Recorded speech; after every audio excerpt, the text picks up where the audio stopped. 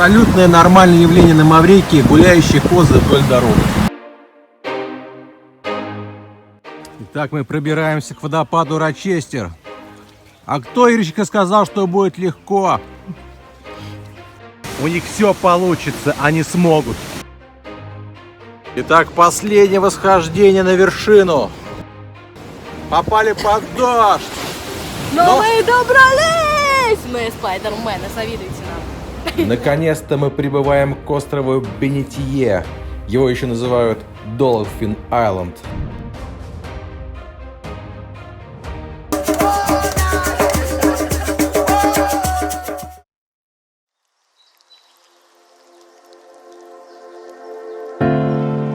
Всем привет!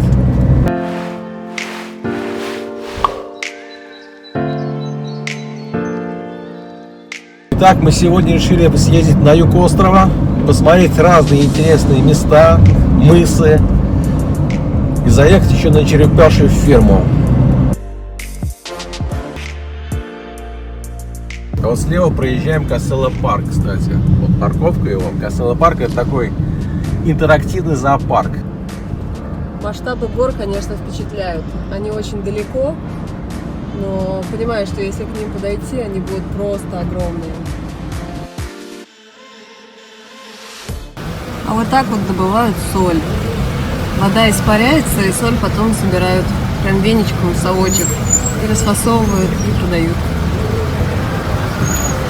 Морская обычная соль. Какие холосенькие, господи, козлятушки, ребятушки, отопритесь, отомкнитесь. Какие рванули. Абсолютное нормальное явление на Маврикии — гуляющие козы вдоль дороги.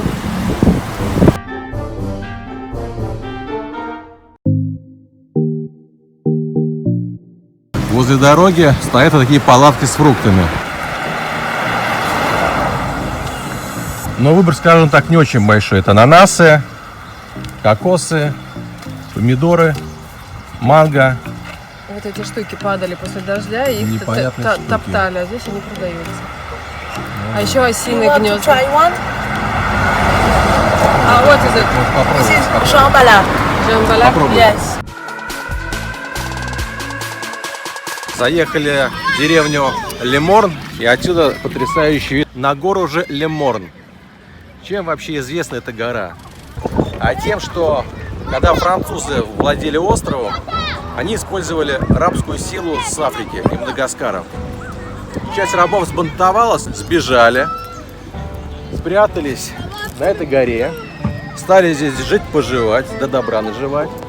Вот.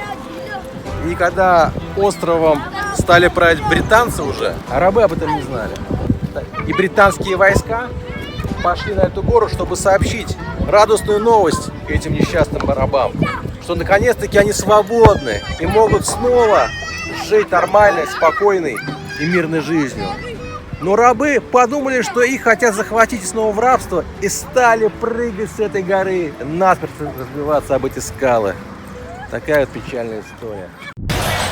Музыка играет из каждой машины, ну из каждой второй точно. В простой мавриканской деревне Леморн, прямо возле океана, загораются русские петухи и курицы. А как вам идея использовать мусор? Например, пластиковые бутылки украшают остановку. Выглядит как цветы со стороны. Да, красиво. Это обычная мавриканская деревня. Леморн Виллидж ее название. Вообще в этой деревне одни сплошные черные. То есть именно африканского происхождения. Мало очень индусов. Мы здесь одни белые, по-моему. И мы тут вообще белые. На нас все так смотрят. Вон, смотрите, видите вот. Да. Прям на машине подъезжаем к океану. Осталось метров 10 до океана. Метров 5, метра 3. Предлагаю затормозить. Да ладно, давай спускаем машину. Только она водоплавивает.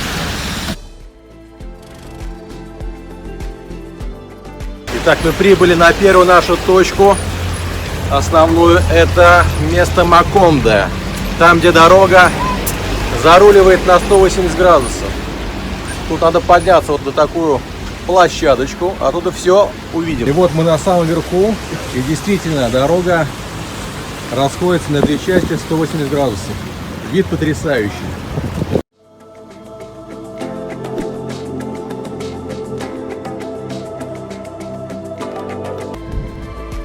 Это еще один наш запланированный маршрут — Пальмовая аллея. Обалденно свисают эти пальмы над дорогой. Местная тусовка. Все собираются на пикник. И вот так вот гасятся, едят, пьют ром.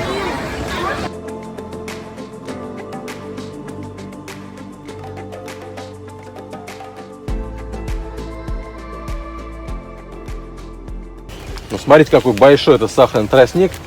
Выше меня ростом. Попробую туда зайти. Ну, честно говоря, нереально вот туда пройти. Бурелом очень сильный. Итак, мы пробираемся к водопаду Рочестер. А кто, Ирочка, сказал, что будет легко? Чтобы пробраться к водопаду Рочестер, необходимо пройти через такую преграду в виде размытой глиняной дороги.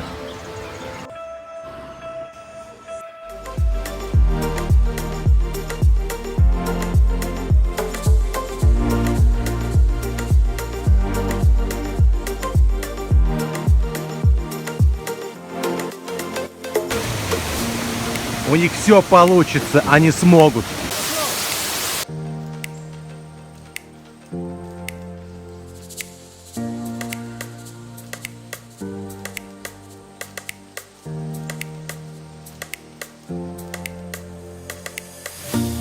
Что, мы добрались до мыса Григри. Собственно говоря, вот он там. Вот эти волны. Итак, последнее восхождение на вершину. И что же мы тут видим? Мы видим сплошной океан, скалы и волны. Очень круто, ощущения вообще потрясающие, вид как на какой-то картинке. Ну, вот, все такое бугристое, все такое живописное, всякие такие волны. Слава богу, что не цунами. Сейчас вам покажу эти волны. Давайте дальше пройдем вот сюда, на самый край. То похоже На застывшую лаву похоже, но я не уверена, что это и есть застывшая лава. Смотрите. Ну, Чем, да. чем это вам не застывшая лава? Да, вообще. Это застывшая лава. А вот наша не застывшая Ирочка щеголяет. Это самая настоящая вулканическая лава. Мы по ней ходим. Она абсолютно черная и очень-очень колючая. Правда, на видео она выглядит как серый, просто засвечена немного, но она абсолютно черная, очень интересная. Прямо космические пейзажи.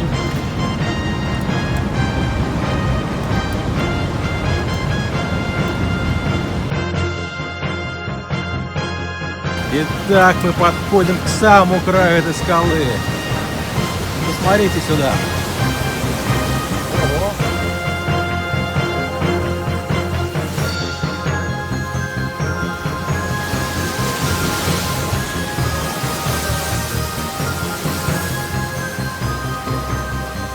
Как же здесь красиво, друзья. Мы долго до нее добирались. Все промокли, испачкались. Попали под дождь. Но мы добрались! Мы спайдермены, завидуйте нам. Находится самая ближайшая точка. Там Антарктида. Вот видите тот мыс? Мы только что были там. Там, где черная порода вулканическая.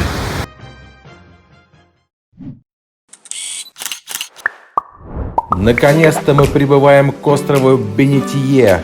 Его еще называют Dolphin Island. Все потому, что если посмотреть сверху на него, то он и правда похож на дельфина.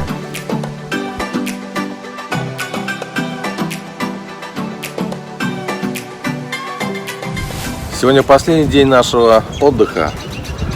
И мы решили, а почему бы нам не съездить на другой остров? Например, на Бенитье, Например, на Бенитье. на необитаемый остров, недалеко от Маврикии. Или, как его еще называют, остров дельфинов. Dolphin Island.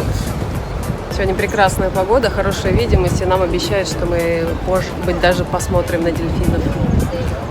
Да, ну, дельфины не так важно. Важно красивый. Да, там, кстати, говорят, вулканический песок.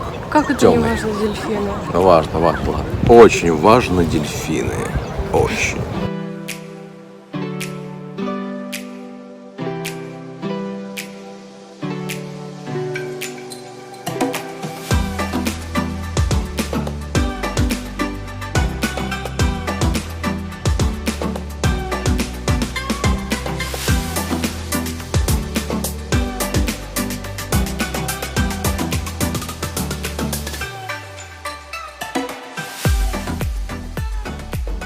Это был такой экстрим, господа. Мы сами не ожидали. Мы не ожидали. У меня антистресс в руках.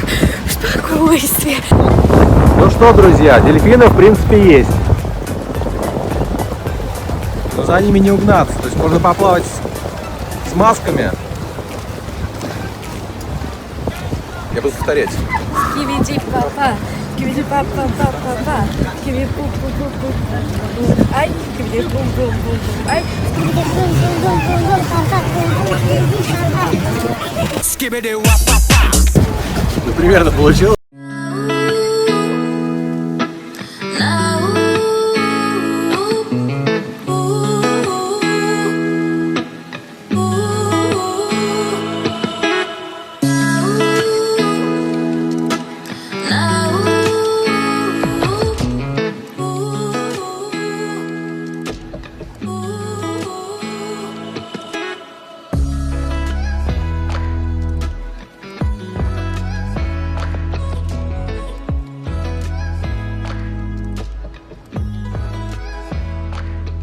One hair, Как отличить настоящую жемчужину от ненастоящей? Берешь, ты рыбочку берешь, one hair, волос берешь.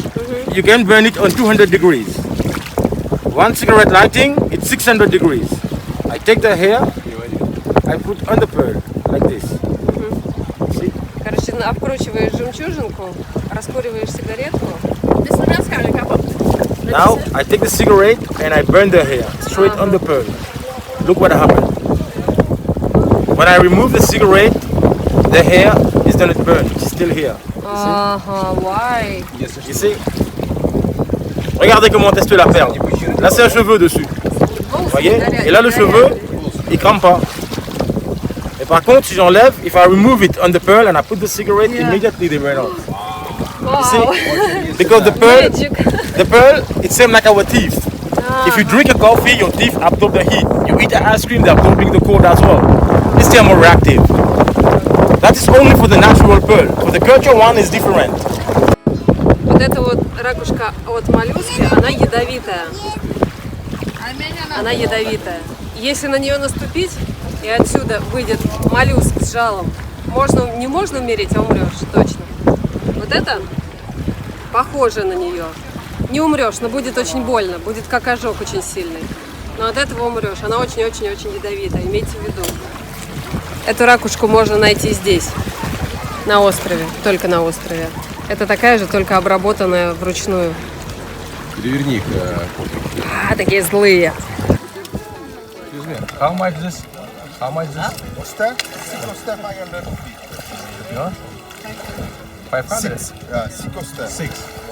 Ага. За 6 штук, грубо говоря, 1100 рублей. В принципе, как у наших ресторанов. Зато тут она прямо свежевыжженная. Романтику.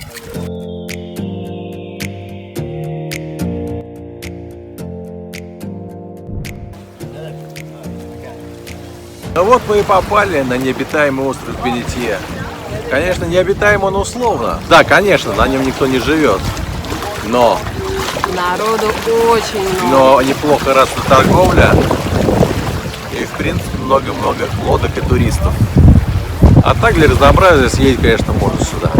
Но так себе здесь растет какая-то капуста. Купаться не очень. Рыбок нет, и никто вообще не купается, смотрите. Просто шляются все по этим лавкам торговым. И покупают ракушки. Да, но самое прикольное всего этого, это, конечно, просто прогулка на катере на скоростном, когда вы мчитесь по волнам. На острове Маврикий по пожарным нормам не разрешается делать Костры. костры, в общем, на открытом огне жарить там мясо и так далее. Запрещено законом. Да, потому что вы же понимаете, что там все покрыто зеленью, да, все это вспыхнет моментально, весь остров сгорит.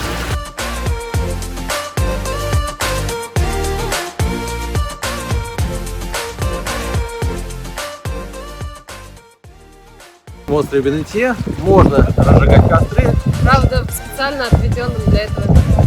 да, но в любом случае, если даже всплывет островок, то невелики потери относительно Маврикия. Вот. Поэтому сюда съезжается много-много катеров, и все жарят на гриле Еду. еду всяческую. Ну и что не модно. Зато прикольно. Пошли немножко в сторону дальше, ближе к горе Леморн. Здесь уже и народу поменьше, катеров поменьше, и виды поинтереснее. И продажи нету. И торговли никакой нету. И только лежат всякие девчонки, смуглые, загорелые.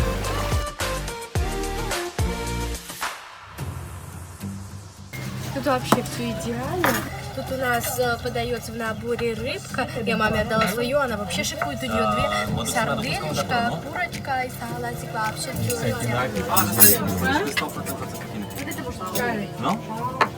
Так, мы откушали основные блюда, нам принесли десерт. Бананы фламбе. Жареный банан. Мы пока не знаем, Извините, нет, не жареный банан, как? Банана фламбе. И еще, Банана кстати, важная фламбе. вещь. Мы пока не знаем, как их есть. Кожурой, орбез или без. Миланка культурная, с ножа ест. Ажоя. Бананы жареные. Раскидывается по всему столу. Что Рабченко за вид, который вообще не ест бананы? Ну да. Славяне рулят. Ты наш.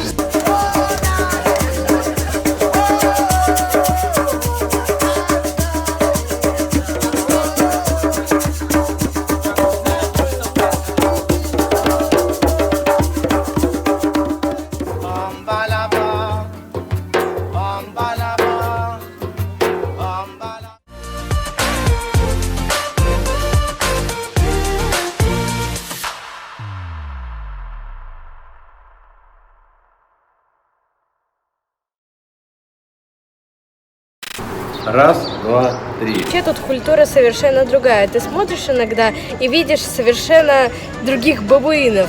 Но на самом деле это не бабуины, это смесь французских красивых джентльменов с бабуинами. И это вообще смотрится вообще. В календарном и у них пауза. В нашем календарном лете пауза. Раз, два, три. Здесь отличная погода. 28-30.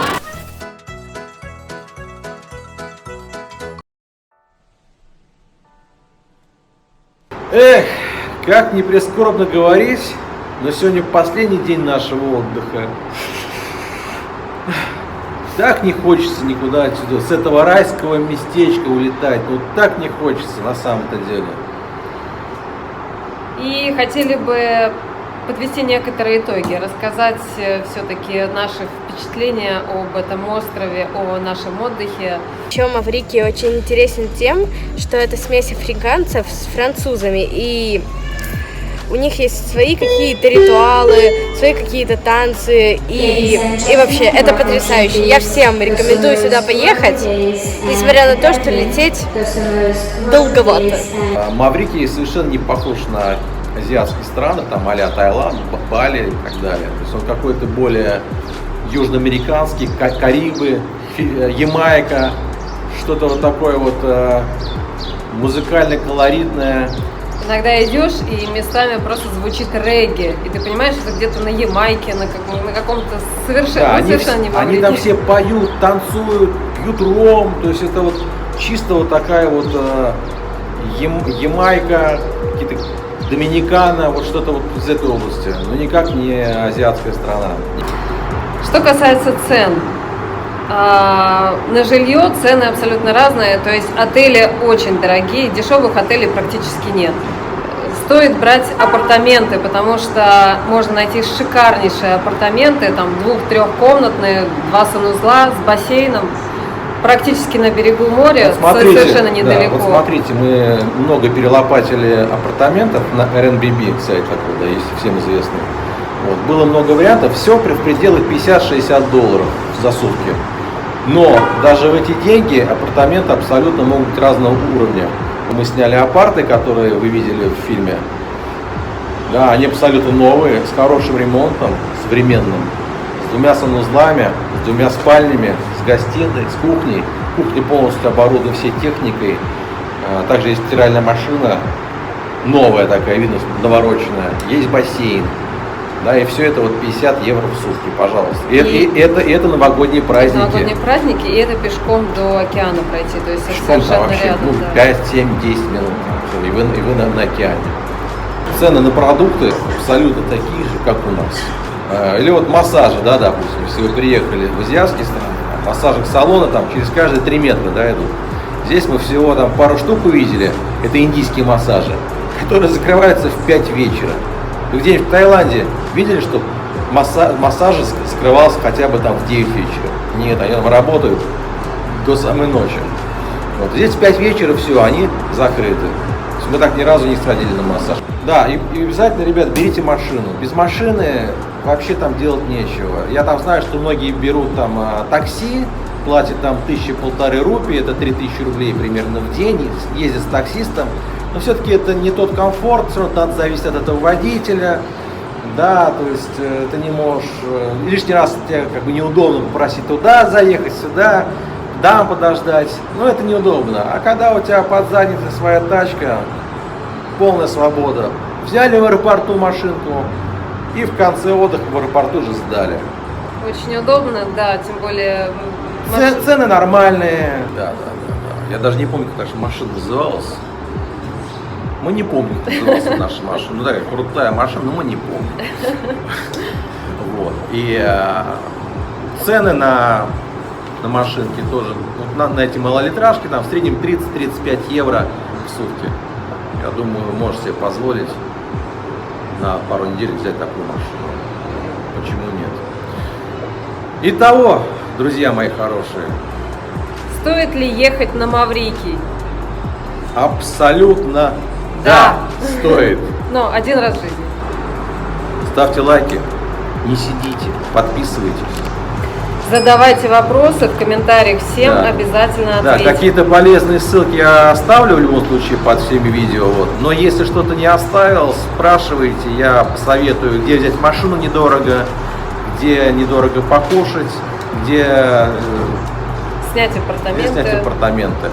Можно снимать не только через Airbnb, но есть еще один товарищ, который занимается прокатом там машин и аренда, русский там живет. Вот, через него тоже очень выгодно брать. Спрашивайте, ответим. Пока-пока. До новых встреч.